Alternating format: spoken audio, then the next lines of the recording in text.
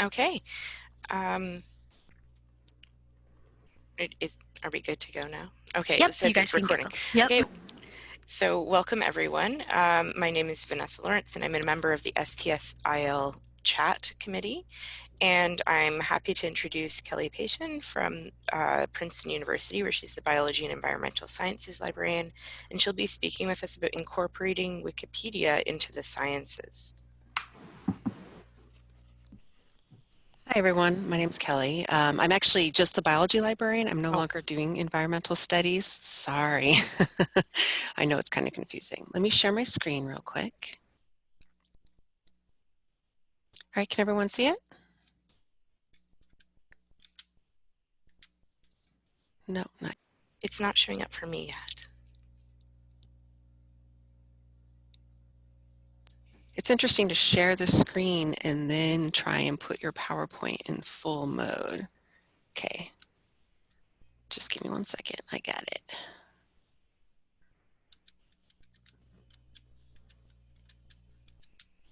There it is. Is it showing up now? Yes. Okay, sorry about that. It was a little glitch in trying to figure out the Zoom versus PowerPoint. All right, so hello everyone. I'm going to talk about my experiences with incorporating Wikipedia into a variety of science courses. Most of the experiences I'm going to discuss began when I was at Cornell, and then I'm going to share how my teaching with Wikipedia grew, some of my successes and failures in this endeavor, and then I'm going to discuss how I worked with the WikiEDU platform and the WikiEDU community, and then I'm going to finish by chatting a little bit about my current efforts and outreach related to teaching with Wikipedia at Princeton. But first, I want to share this email that I received today from the WikiEDU.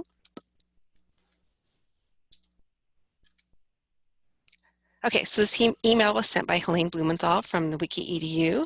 I want to emphasize how writing for Wikipedia is an excellent way of teaching a variety of information literacy skills, and it's really well suited to the online environment. I'm going to show you a little more about that later.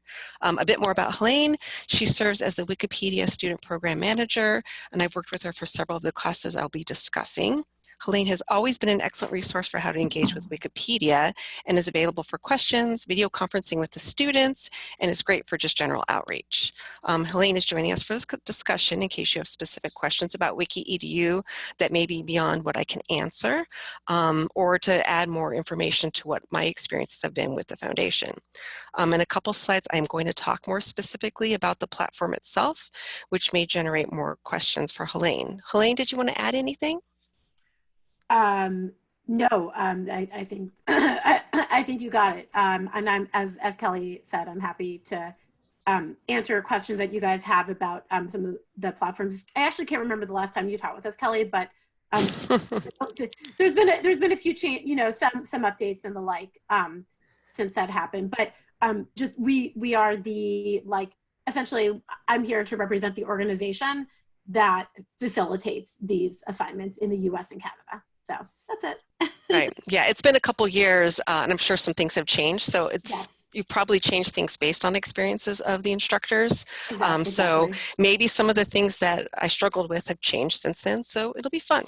All right, but first I'm going to share a story about how I began. So I've long had what I called a love-hate relationship with Wikipedia itself, especially in regards to what counts as consensus and notability. And this is still an ongoing concern. So one day, I think it was around 2014, my husband asked me a question based on a recent edit someone had made about the wasp. And this was my general recollection of the quote, something about the wasp serving no evolutionary function. And as a person with a background in biology, I thought, how could this be possible, even though my background is not entomology? So I did spend 30 minutes looking for information before I kind of gave up. And then I remember thinking, if only I could talk to the experts about this. And then that led me to think some more. So I'm like, I bet this would be a great activity for students to develop their own expertise. I mean, little did I know that there was a foundation doing this already, but this expanded into my thinking about information literacy and how writing for Wikipedia might help with information literacy. But then I got distracted by the process of editing myself. So as someone with a background in education, I immersed myself in the process of editing Wikipedia for a short period of time. I practiced small edits from the community portal, which I think I'm going to try and show that. Yes, so here's the community portal. And here's where I did the help out section because I was wanting to like dip my toe into editing. So I included adding references, fixing some grammar, even tried my hand at image searching so I could add images under the Creative Commons licensing to articles. But I just kept getting distracted by this. And knowing I wanted to use this as a teaching tool, I took on editing a stub. So a stub is just a short article of only a few sentences that need expansion, which showed up in that community portal. So I wanted to find something that was in the sciences, but I wanted to find something outside of my undergraduate experience, which was in molecular biosciences. And so I selected this article on herb farming. I do not have a background in farming. I did take several plant biology classes, but I know nothing about this topic. So I decided to dive in. First, I want to say that developing an article is kind of like writing a paper, but there are fewer pages involved as far as the research paper saying 10 to 20 pages. But knowing that the entire world could read the article, I was really careful with how I went about the next process, which was gathering information from books, articles, and online resources. And then from this, because it was just a stub, I had to construct what I thought was the best outline for the article based on all the information I was reading. In the process, I also recognized that I was missing information on specific topics related to herb farming. Notably, this very last sentence where I put in rural China, herb growing was also important and based on the cultural and scientific interest of that region. And I put that there because I wanted someone to pick that up. And I made this edit in 2014. No one has picked up that section. However, the article has since had a few more edits since I made my initial move from getting this from stub to start class.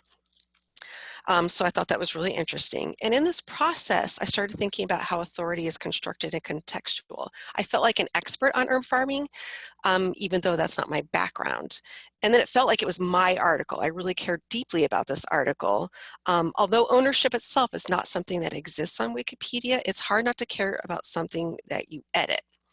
So this really led to the idea that building an article helps in the process of developing expertise. I felt like an expert, and then also being part of the scholarly conversation on this topic. And then I cared more about how I wrote because everyone could read the edits as opposed to it going into a file in some professor's computer somewhere. And then since I have my slides up, I can't see any chat questions. So if any questions come up, Vanessa, feel free to let me know. Absolutely, I'll keep an eye on it. Okay. So now my next step was about finding my champion on campus. As a librarian at Cornell, I wasn't faculty, so I couldn't really just teach a class. So here are some of the early lessons that I learned. First, you have to be ready with your elevator pitch, and you should have a couple types ready just in case. Consider the different types of people that might be interested in this process. Faculty, teaching centers, science communicators, grad students, and so on. And also know your story and your audience. I made this pitch several times using the deficit model in science communication, which is I would go to a professor and say, hey, your class is missing this really cool active learning technique called Wikipedia. It's really great. And this was not successful because professors really don't like to be told what to do. Whenever I approached it from the experience of writing the article on herb farming, I was way more successful talking about the process and how I developed the article. It's also useful to find people who are interested in pedagogy. They tend to be more open to the idea of writing for Wikipedia as an active learning process and generally like the idea of expanding access to information. Right. In addition to faculty, I also recommend finding another librarian as a partner. This provides both balance and a different perspective to the process of working with Wikipedia. Also, both people get to learn about the ins and outs of Wikipedia itself, so you kind of expand the knowledge base on using the tool. So at Cornell, I collaborated with a librarian, Ashley Shea, who's now the current head of instruction at the Mann Library. At Princeton, I had been working a bit with Emily Wild, the chemistry, geosciences, and environmental studies librarian. Again, this process is providing a balanced perspective based on, my gung-ho attitude about Wikipedia and then other departmental needs for working with the resource. And working in a team is just something I really like to do. But also, again, be sure to engage with the staff of the WikiEDU Foundation. Beyond Helene, there are subject specialists in different disciplines that you can reach out to. There are people that can help with outreach and kind of promote your class, to the WikiEDU community itself. And it's just, they always have more information than what you might have yourself because they're coming from it at the Wikipedia perspective.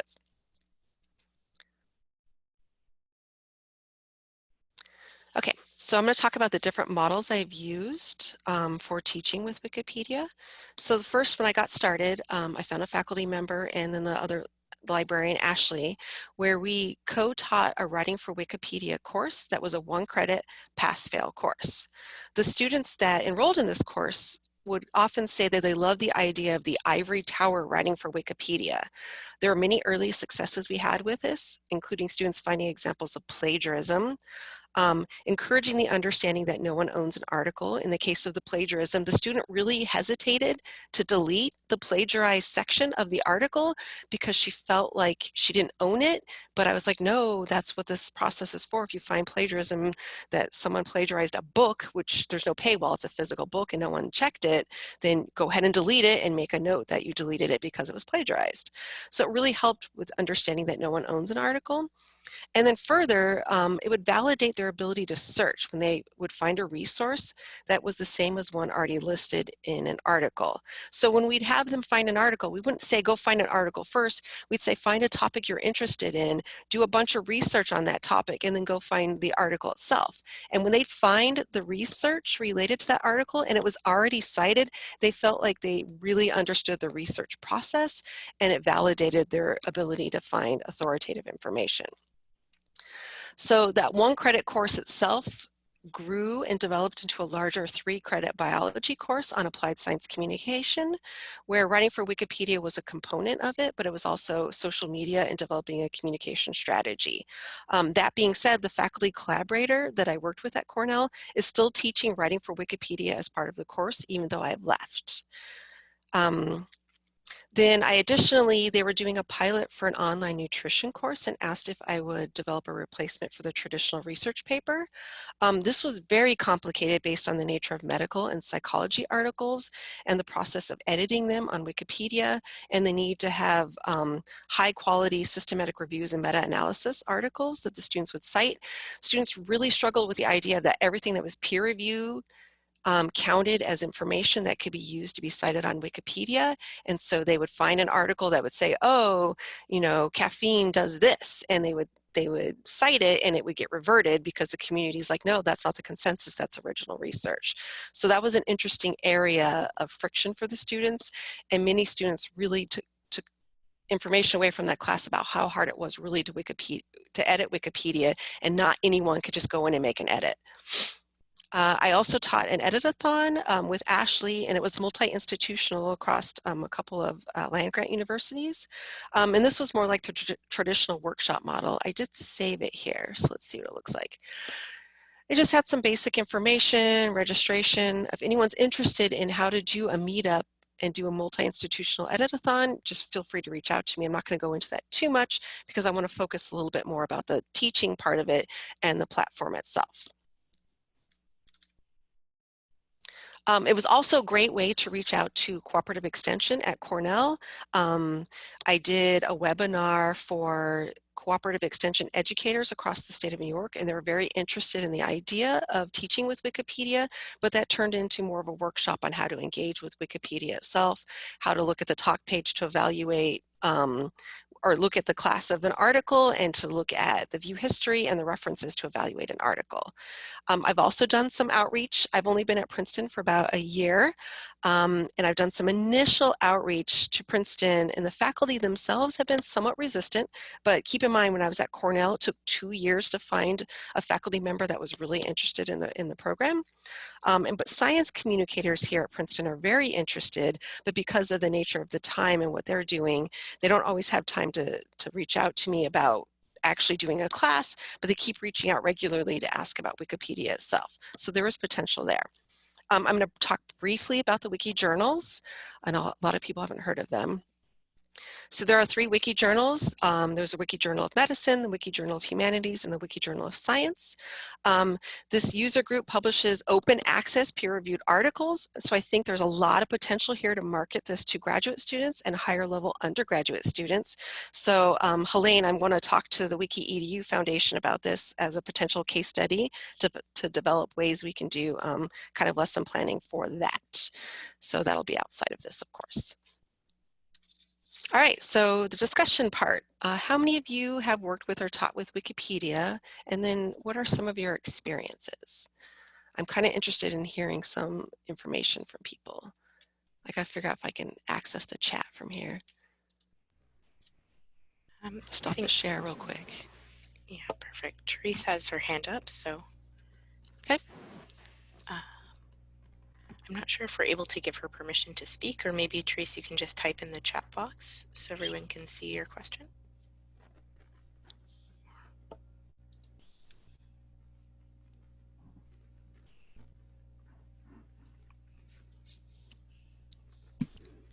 Oh, excellent. So you hold editing. Okay, you're at UNC Chapel Hill. Okay. And so with that experience of Wiki Edits, what do you mean you teach people how to do, edit-a-thons. So, I wish we could give the ability to let people talk. So how many edit-a-thons would you hold throughout the year?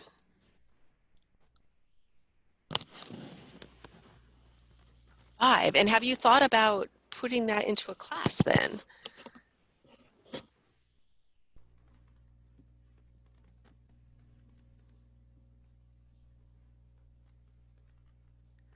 Wow. Okay. So I may have to write your name down. I'm really interested in your experience with doing this with the sciences and psychology.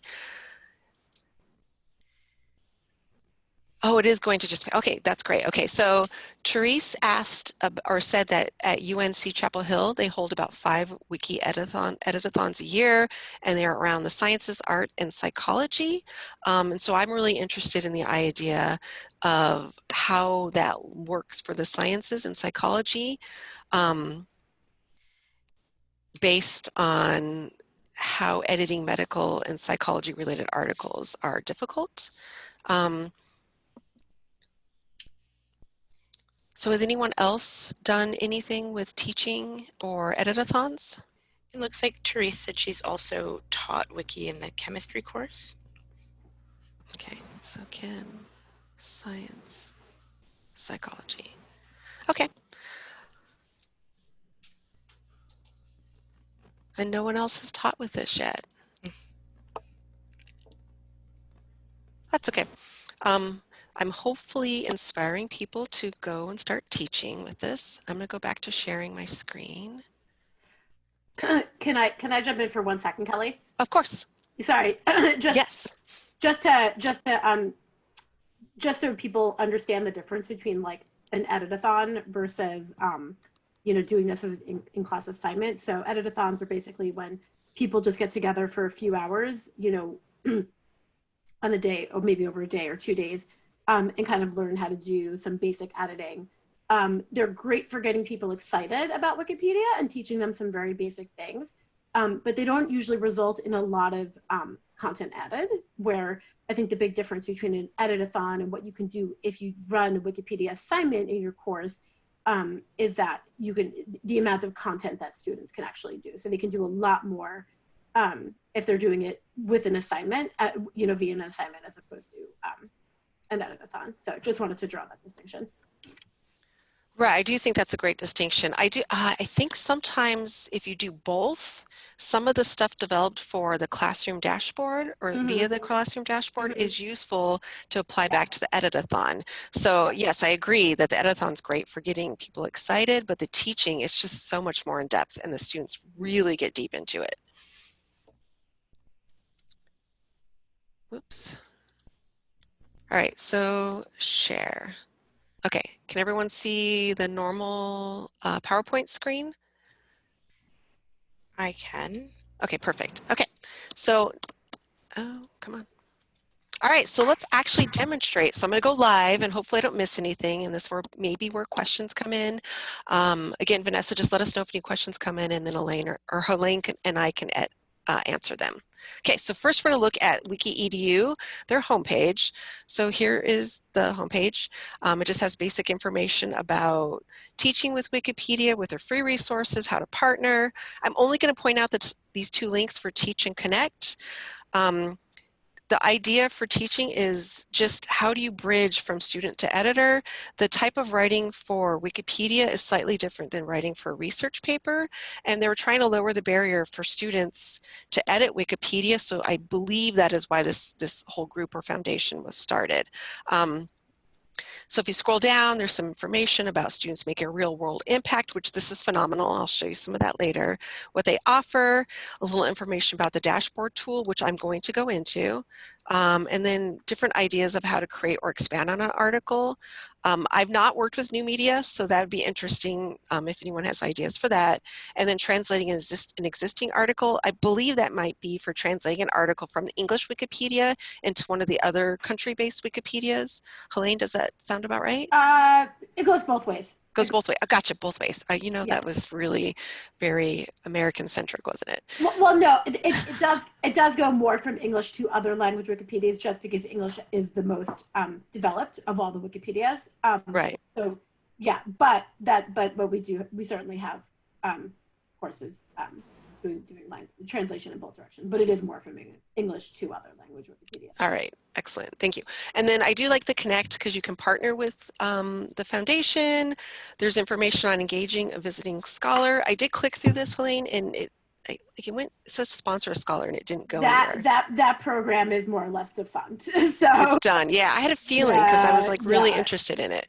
Okay, so you can't sponsor a visiting scholar anymore, but that's okay. You can't partner with them. And again, every time I've reached out to anyone that works at Wiki.edu, I've had a great experience. Helene has Skyped in with my students. We've had Ian Ramjohn, who's the science specialist, who would Skype in with the students. So it was the students got so excited when someone from Wiki.edu would talk to the class. It was just insane. So you can connect, you can consult their expertise, and so on. Now I'm going to go to the classroom dashboard. Now this is just the home page for what the dashboard looks like.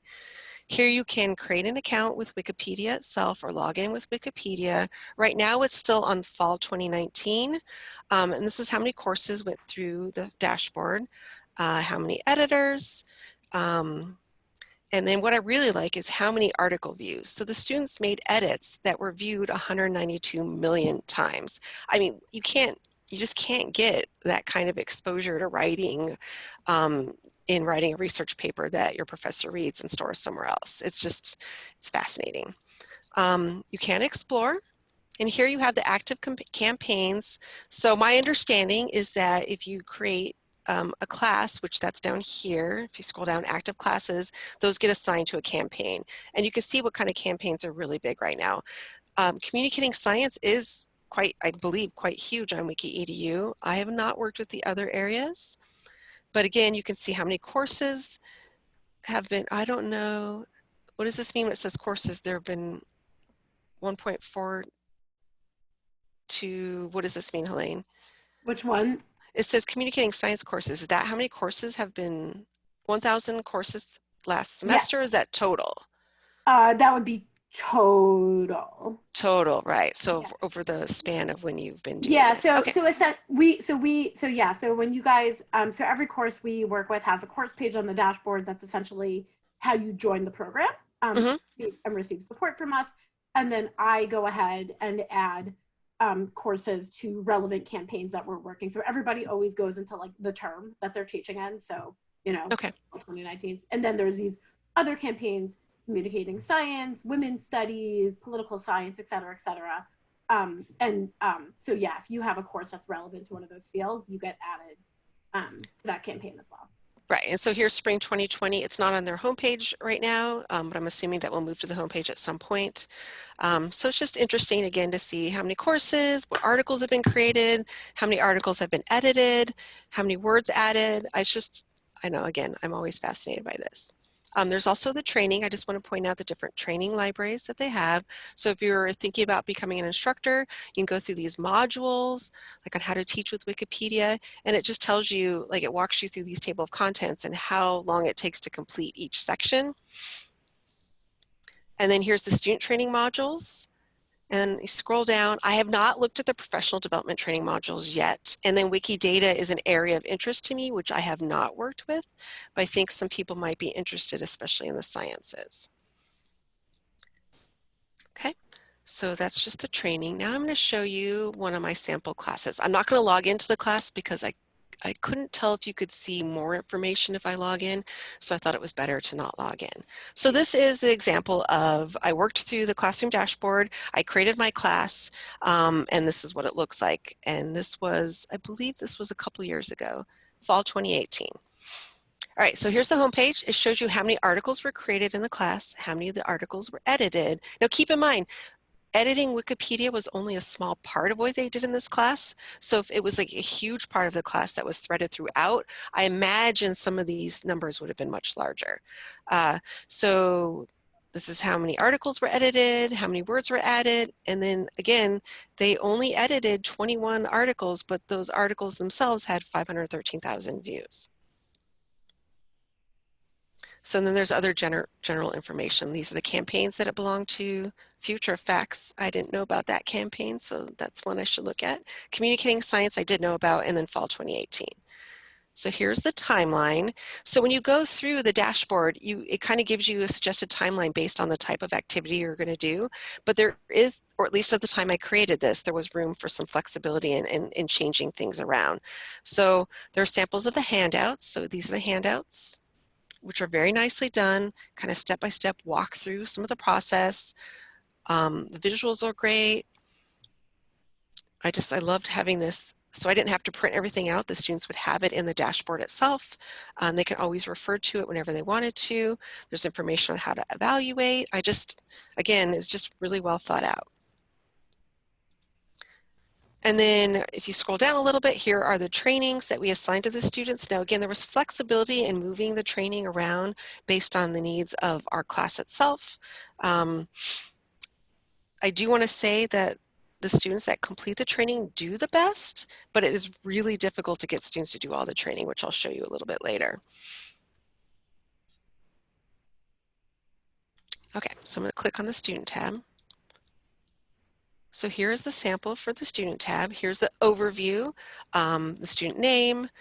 You can see their sandbox from here and any edits they made if you wanted to click directly on them. You can see which articles they were assigned, and then you could see which articles or people they were assigned to review. In our case, we had students reviewing each other's sandbox so they can make just, suggestions in the sandbox before we had them move the article from the sandbox where they practiced into the live space where the article could be seen by everyone. Now, everyone's sandbox is viewable, so we had to be careful to teach about not copying and pasting stuff you found online because that'd be considered plagiarism, but it was still, you know, a sandbox, you had to know to go to that person's sandbox to find it.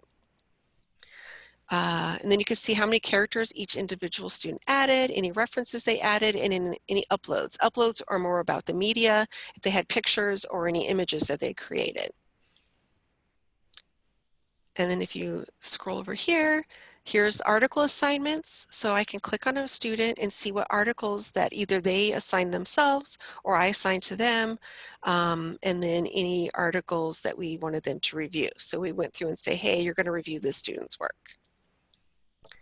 And here's that part where you can see not everyone completed the training modules. Again, the students that completed all the training modules did best, but it was really hard to get students to do the training modules. I'm not sure if Helene has more about that, but I mean, and then you could see which students don't complete, and then sometimes the Wikipedia editors would reach out to me and say, hey, can you get your students to complete the modules?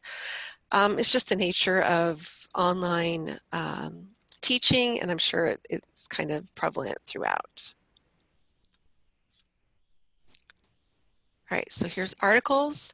So I'm going to talk a little bit about the articles edited. Again, so these are the articles that were edited within the class. Here you have the class of the article itself, and the class is just the rating that is assigned by the wiki projects. So it's an assessment process. So it's at start, no, it's stubs, start, CB, A was added, I don't remember that before, and then good and featured articles.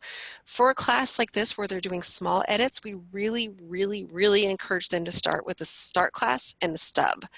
That being said, there would sometimes be a lag between the assessment of an article and then where the article was in the live space. So maybe it was assessed a year ago, and then 6 months ago, someone added to it since then. So it was just kind of it's like a process of like basic assessment, but you can't 100% count on it. And in this case, this article was C-class. The student added 3,000 plus characters. They added 6 references, and this is how many views this article has had since then. And then here I can see the assigned articles. I can see what the article was and the student that was assigned to edit it. Okay.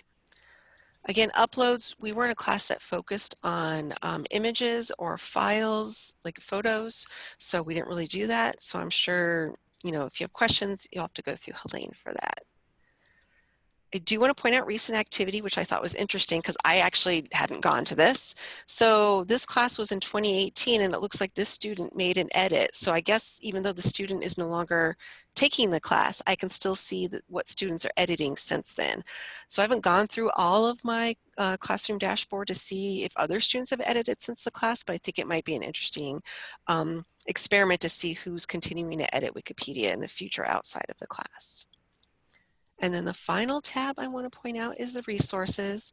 Again, it's just the resources I assigned for this type of project. And this was all created by Wiki.edu. I would just select it when I design the dashboard. So here's the resources and training. You scroll down, you can see any of the templates, and then guides for writing articles in your topic area.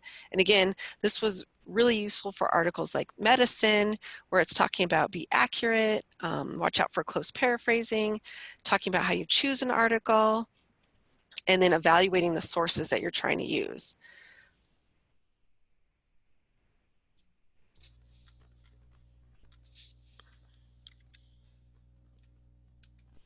All right, so my current position right now at Princeton. So my work with the Wiki Journal of Science has expanded a bit.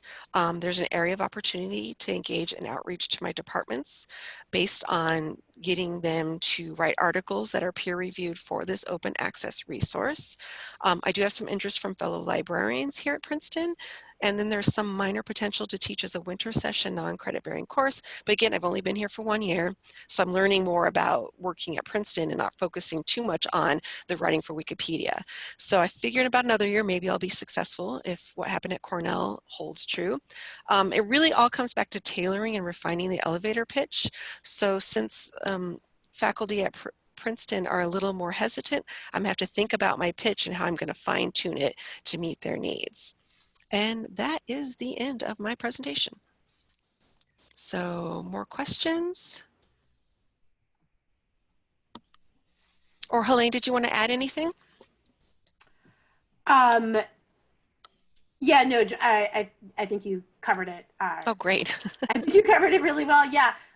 No, since you last talked, Kelee, we've done a number of different improvements to the dashboard. So one of the big challenges of the Wikipedia assignment is like, okay, well, my students did all these activities. How do I like find what they did? So we've done a bunch of stuff to kind of make it easier to surface what your students have done.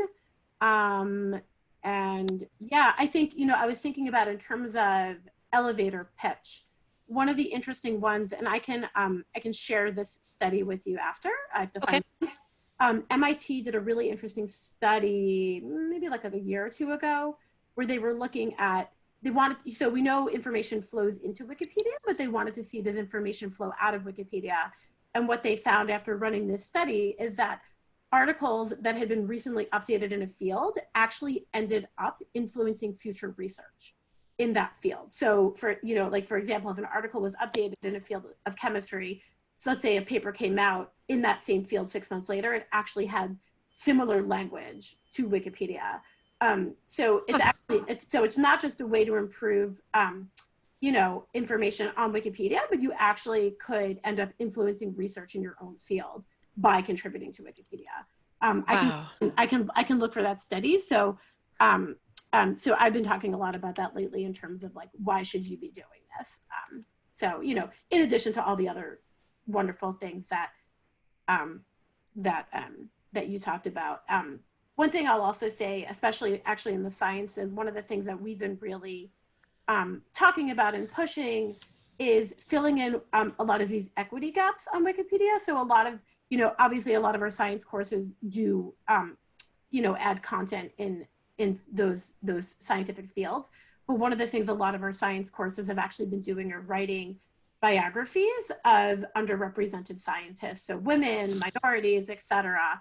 That's a real big content gap on Wikipedia. So only 18% of Wikipedia's biographies are of women. So we have a number of courses working on biographies specifically of women scientists. So I've been doing that myself as a way of outreach. So I started with one of my departments, and I started looking at all the women or the female professors and which ones have articles and which ones don't, because they were resistant at Princeton. So I'm like, okay, I'm going to use this as an outreach effort.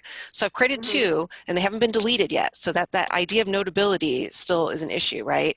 Yeah, of course. So of course, I've created two were already created, and there were two assistant professors that are not notable yet. So I've reached out to one of the professors that I added I created her her Wikipedia page, and she was really interested in the idea and gave me her CV, but didn't really want to help too much beyond that. I was also thinking that there are some professors that don't want a Wikipedia article created. So I'm thinking about that. So I may, instead of just creating it, I may reach out to them first, and maybe I'll do it in my sandbox and reach out to them and say, hey, I was thinking about creating this article. This is what I have so far. But I'm trying to be conscious of the fact that some people may not want an article created about them. So, but there's that huge gap. Yeah, I will say, be careful when you're doing it about people at your home institution, because you may run into conflict of interest. Yes. Wikipedia. So actually reaching out to the professors might not be the best way to do it. So you want to be able, and this gets into the notability issue, you want to be able to Google and find those independent, sources about them, as opposed to going to them directly. Wikipedia does have a whole series of rules around biographies of living persons. So, but regardless, it can be a big motivating factor for some professors who want to bring Wikipedia into their science courses to kind of fill in those equity gaps. Anyway, yeah. It looks like we have a couple questions in the chat. Sean asked if you offer course opportunities for faculty members and researchers, or just for students, and how do you engage those communities? Yeah, so this has actually been a big change. Kelee had mentioned our Visiting Scholars program, which was sort of an attempt at that, but it's actually it's no longer working. But since then, we've launched what's called our Scholars and Scientists program. And that's actually, Kelee showed you those training modules, and there was a whole bunch on professional development and Wikidata. And so those are actually for our Wikipedia Scholars and Scientists program. And so that's actually a program wherein we at Wiki Education run courses to train scholars and researchers and subject matter experts on how to contribute to Wikipedia. That is a fee-based program where what Kelee was talking about, running it in a course, is that's fully funded and free. So yes, we are running professional development courses where we're training researchers how to do it. I am not involved in that, but I can certainly put you in touch with the people who are running that program. Okay, and then it looks like Amanda shared an article about citations to Wikipedia and scholarly publications. That looks really interesting. I'll have to check that out. Thank you. I actually had a question for Kelee. When I have talked about Wikipedia in my teaching previously, I've sometimes run into students who are even more resistant to the idea of using Wikipedia than faculty can be. I think sometimes they've had it really drilled into them by different professors that Wikipedia is not acceptable for scholarly use and things like that. Have you ever run into students who feel that way? And do you find that if you're able to convince them to work on Wikipedia, maybe it changes their mind or something like that? So students outside of my class, I haven't found that. I usually, Yeah, that's a great question. It's more faculty that are resistant, and they almost always they almost always bring up the year 2006, which I call the Wild West of Wikipedia. They went on Wikipedia in 2006, these faculty, and they're like, okay, it's all wrong, it's crazy, that anyone can write, it's like anyone could do anything, and they've decided that that's how Wikipedia is still to this day. And so they're the ones that tell the students not to use it, and then high school teachers have really drilled into the students that they can't use this resource. So when they come to us, I've actually had the other experience. So many students are like, yeah, I use Wikipedia as the launch point and I look at their references. So I don't even have to teach that usually. They get that. Wikipedia shaming, now that sounds interesting. I'm going to look that up too. Yeah, so I don't get it from the students as much. Usually all I have to do is show the talk page and then either a wiki project with their own manual of style and then the view history, and that just gets them to stop. Have you We, seen the talk page? we run into this issue. Like we definitely hear this from professors that we're working with where their students are actually the resistant ones. And so, yeah, I mean, I think, because yeah, I think Kelly's absolutely right. I think a lot of high school teachers have drilled this into students like that Wikipedia is not a reliable source, stay away from it. And so what we do is essentially like say, well, okay, well, then fix it, right? So don't, we say, right, that we like to say, don't cite it, write it. Right, so like that, exactly. And Wikipedia, I mean, part of this, I would say that a big part of this program is about the process. You know, obviously we want students to contribute high quality media, but it's so much about the process, about learning what it takes to contribute to a Wikipedia article, what it's about, and teaching students how to discern a good Wikipedia article from a bad Wikipedia article, and then yeah, to use it as a starting point. So yeah. I do want to talk a little bit about a friction point, and this, I think I mentioned this to you before, Helene. In the nutrition class that I taught, it was really hard.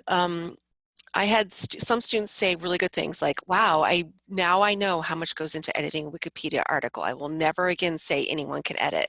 But then I had another student, and she actually wrote very well in her sandbox, found high quality systematic reviews, but did not want to put the edit into the live space based on going to the article. She went to the live article, went to the talk page of that article, posted about the possible resources she would use, and had some negative interactions from the editors of that article itself. She didn't actually edit the live space. She just went to the talk page to talk about what she wanted to use as a resource. But because that experience, she did all the work in the sandbox, but because that experience was kind of negative for her, she didn't want to go back into the live space with what I thought were very nice edits, really high level, and she used really good quality resources. So it was kind of a friction point.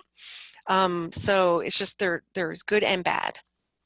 Yeah, no, and that's actually, I mean, so that's a perfect case of where, like, that's what we're here for as an organization. So when students run into a more negative experience in Wikipedia, and it does happen, I would say it is the exception, not the rule, but yes, to the imagination. Also, sometimes what a student perceives to be a negative interaction, like, you know, might just be like a Wikipedia.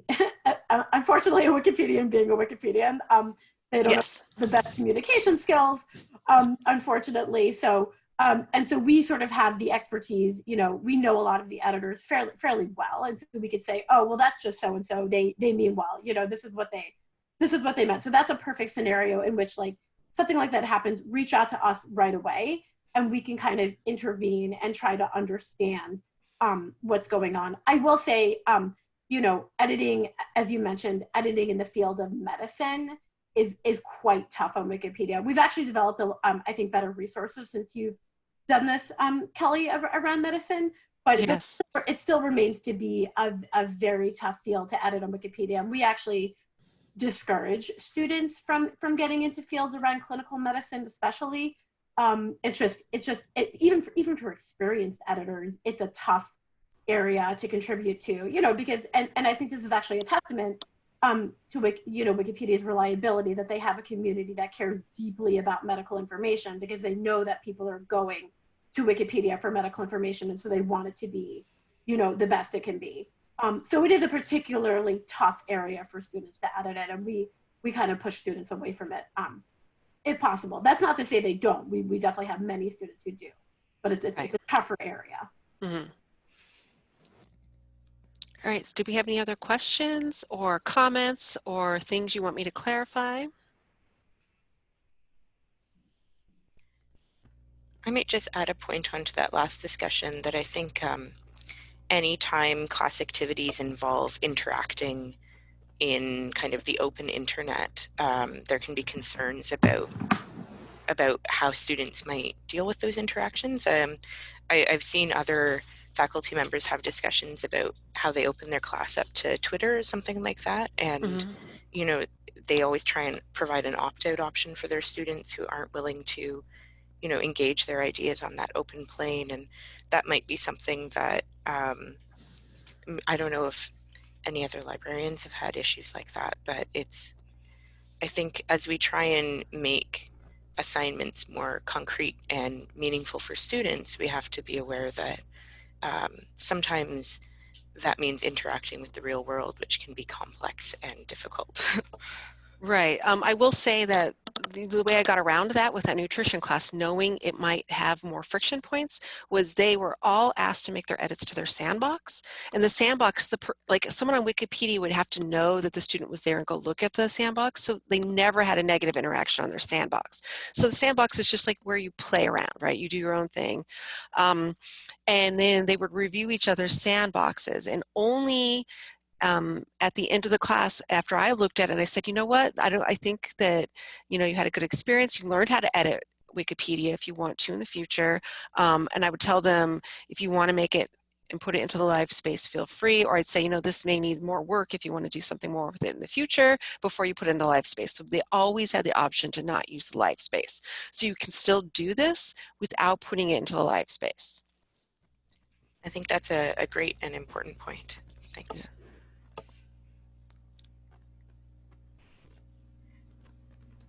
All right.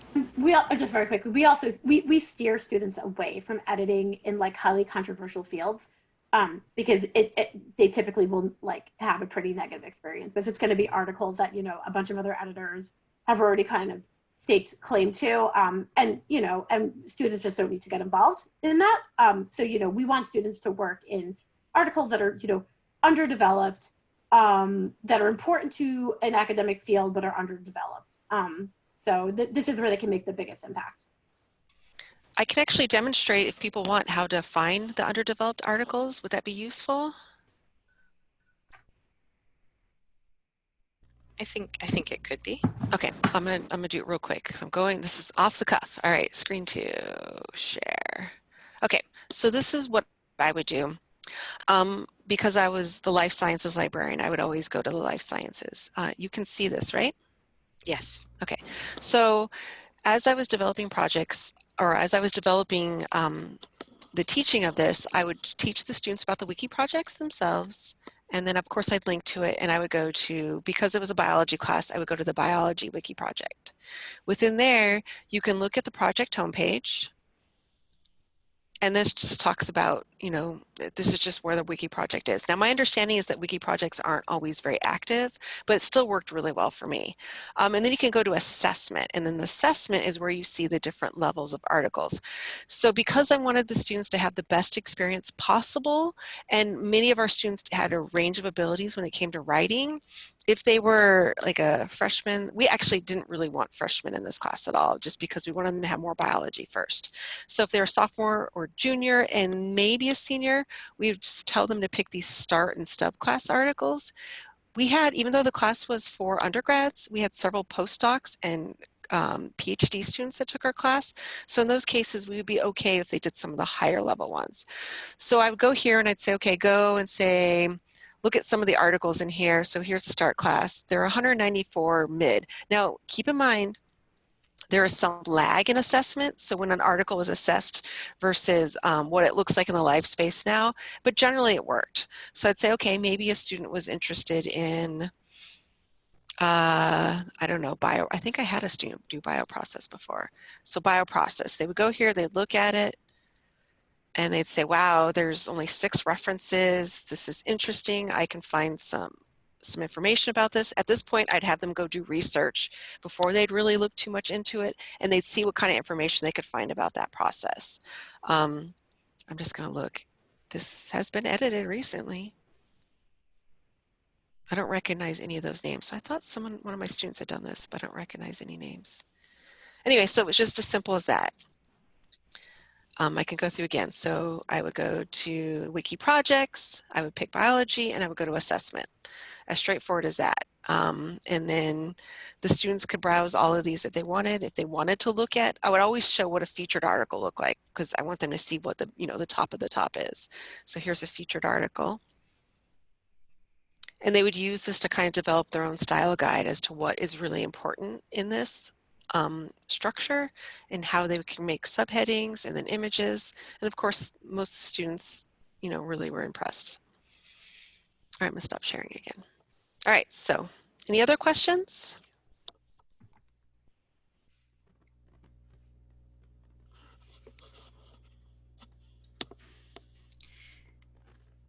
I had one last question. Maybe it's too broad of a question, but you mentioned the specific frame of authority is constructed and contextual that came to mind when you were working on Wikipedia.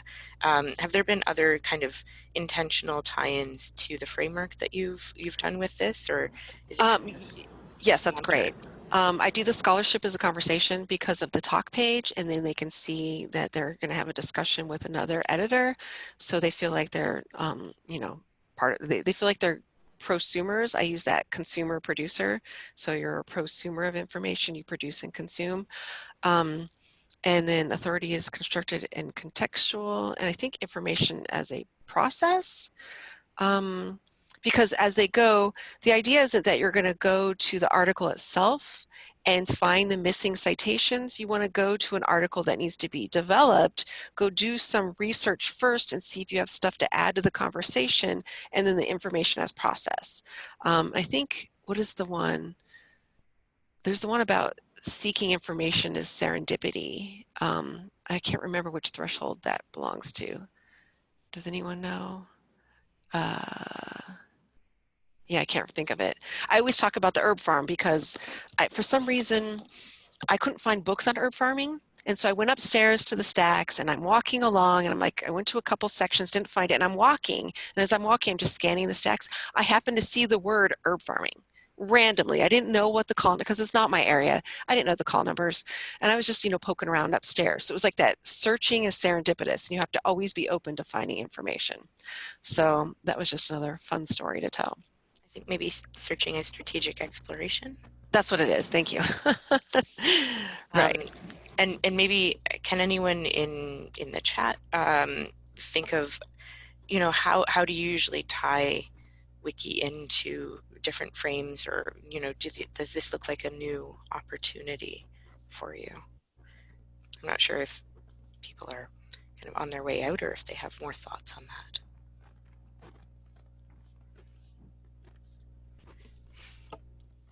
Looks like they're on their way out. Maybe. It went longer than I thought. Yeah, it can be hard to type everything up as well. I think it's, but that's kind of the format here. Yeah. Thank you very much for sharing with us. Of course. And thank you everyone who attended. Yes, thanks Helene for last minute showing up and adding information to anything I might have missed. Thank you for having me. Yep. All right. So reach out to me if anyone has questions. Feel free.